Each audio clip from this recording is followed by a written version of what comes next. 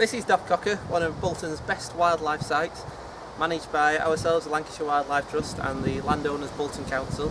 It's a fantastic place to come to see all kinds of wildlife, but in particular it's a really good place to come to see water birds. And we've just been watching a kingfisher now, and the great crested grebes out there as well, and we have the common terns on the islands.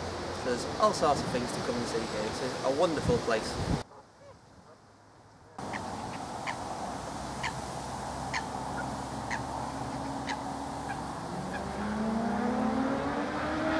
At the moment we're doing the management of the reed beds here at Doffcocker. So the site is split up, or the western end of the site is split up into around 13 compartments, and each year we come and we cut 2 of those compartments, so it's on a 7-year rotation.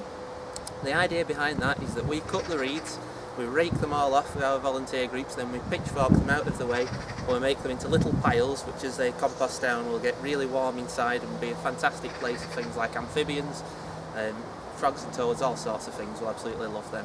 If we had grass snakes here, they'd love it as well.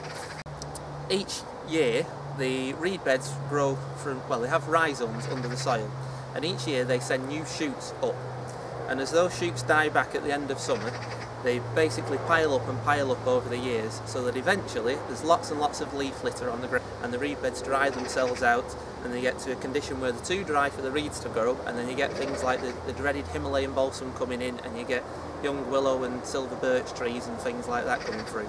So we cut them, rake that all off, and it opens it all back up so there's all that water can get back in. We stand on it as much as we can whilst we're doing it, so we end up with a boggy mess basically.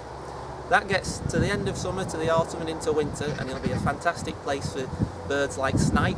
They'll come down and they'll push their beaks into that soft mud, and they'll be finding all sorts of invertebrates in there and food through the winter.